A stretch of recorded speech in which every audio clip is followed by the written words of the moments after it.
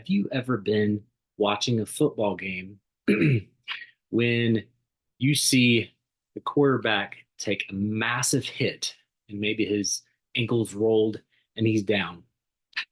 Well, what happens? The the staff and the medics come and they check him out, and then they take him to the tent to get him checked out, maybe an x-ray, and it's immediately addressed. Or maybe you're into other realms of sports. Take NASCAR, for example, and there is a huge wreck. Flips, hit the wall, whatever the case may be, and it comes to a stop. The driver gets out. What happens? They are immediately swarmed with officials and the paramedics, and they come out there to immediately give attention to the physical needs for the potential injury that takes place. And in a lot of cases, they have one or two options. One, for an immediate checkup, they have their sites on premises at the track. And if any further needs, such as an extended concussion or whatever the case may be, they are taking to an actual hospital for further evaluation. That is standard procedure, standard protocol for our physical interactions. Hi, and welcome to another episode of When Life is Messy. So, the fact is that all of us have seen and experienced this on live streaming and television and sports in that realm, in that world.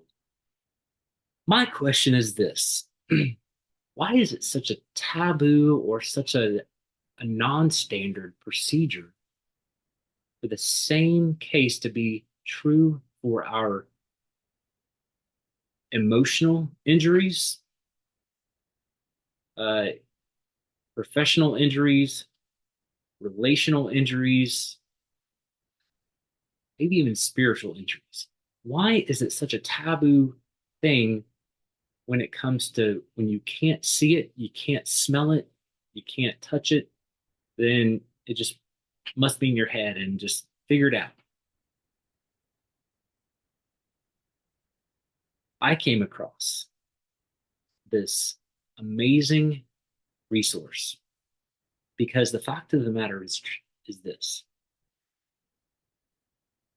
it should be standard protocol.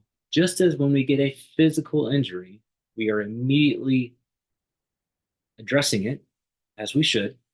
The same ought to be true for our non-physical injuries. Um, and let me just get into the meat of the subject here.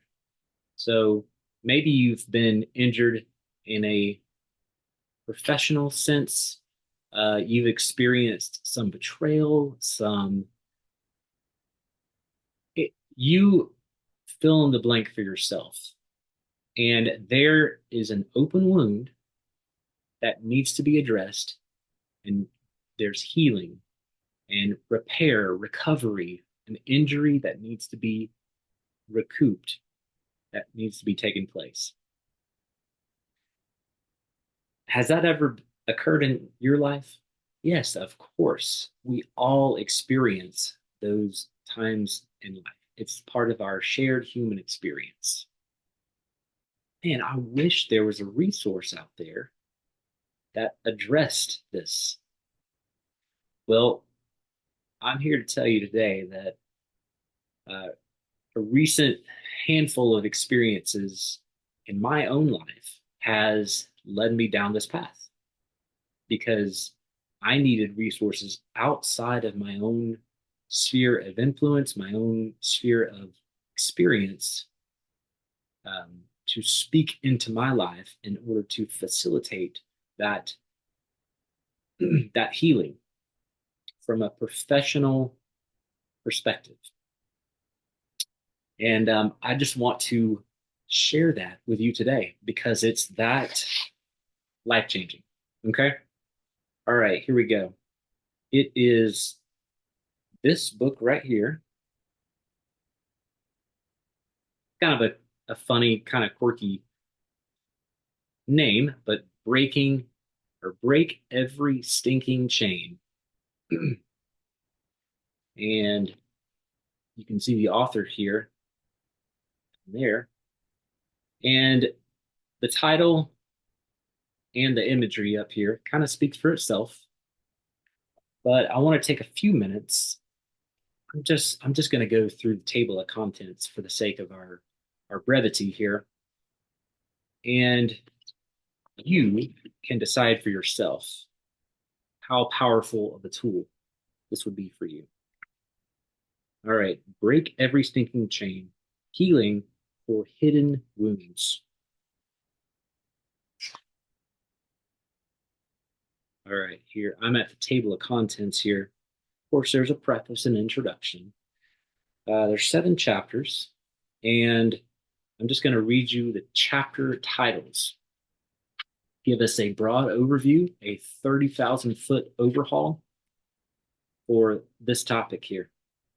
All right, here we go. Chapter 1, Uncovering Hidden Wounds. Chapter 2, It's Not Your Fault, but It Is Your Problem. Chapter 3, Embrace Your Weakness. Chapter 4, Stop Trying to Fix Yourself. Chapter 5, Navigating the Wilderness of Grief. Chapter 6, Partnering for Healing. And Chapter 7, Moving from Faith to Hope. There we have it. The fact is, we cannot heal from a physical wound by ourselves. We need professional help. And the same is true for injuries that we cannot see. We also need proficient expertise to help us through that process. Hope you enjoy. And as always, if this content is helpful for you, if you have been really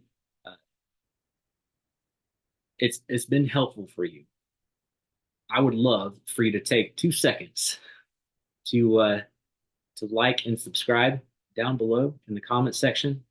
And also, as always, I want to put a resource in your hands, not just me telling it to you in a short video. But I'm going to put the link for this book in the Amazon link in the description box below for you to grab that resource for yourself. Hope this helps. And as always, when life is messy, don't be ashamed of your scars because your scars will tell your story.